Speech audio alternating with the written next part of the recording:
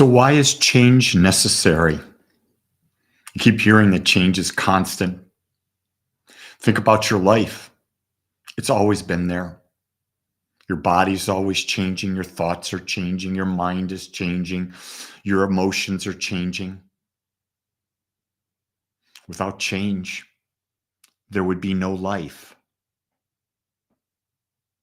Have you ever really thought about that? Think about that. The Big Bang, what we believe started all of this.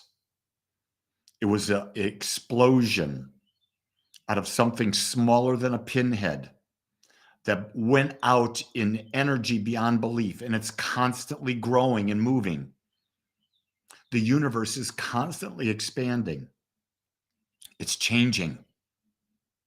Look at everything in the universe. There's constant change. Nothing remains the same. Even a rock in a river is changing as the water flows against it. Over time, everything changes. It's natural to change. Without change, there would be no life. Life could not exist. The seasons, spring, summer, fall, winter, things are always changing. Some days it rains, some days it's cloudy, some days it's sunny. Change is there. When you fight change, you're fighting against life. And so many people want to keep things. People want to go back to the 1950s. Do you realize in the 1950s, they didn't really have air conditioning the way we do now? Do you realize how many more advances we've had? One of the things that I find that is holding people back is the unwillingness to change and become more loving. The unwillingness to explore and understand that love is not about something outside of you making you happy and completing you, because that, my friends, is impossible. Absolutely impossible.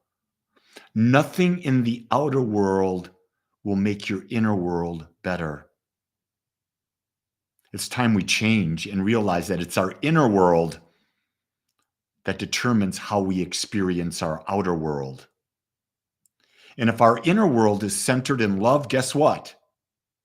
We will have loving experiences no matter what the changes are that we're going through. That's why meditation is such a profound practice, because in meditation, you are controlling, or you're calming the ego mind, the mind that lives in judgment. And where does it judge the most? It judges you. No one judges you more than you. Maybe it's time to change that. Maybe it's time to accept who you are, to embrace your uniqueness, to embrace everything that you've experienced in your life and realize it has made you the person that you are. And once you've accepted it, now you can move forward.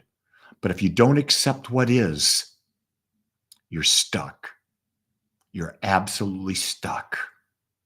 See, accepting what is gives you the freedom to change from this moment.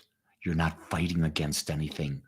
You're now a creator, a conscious creator using the power, the wisdom that's always been within you. Maybe it's time we pause and just think about the aspect that, my God, maybe I've been doing it all wrong. Pete says, the doers are few. That's my experience. Well, my experience is that people just want to fit in with the masses. Here's what I understand. There's not a crowd on the leading edge of expansion, not a crowd on the leading edge of love.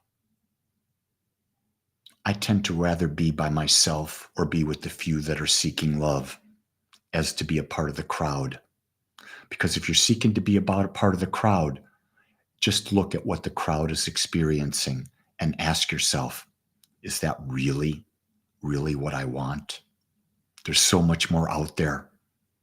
Open yourself, open your heart, and embrace change, and see how it always gives you a new way to express love. Have a great day, everyone. Much love and aloha.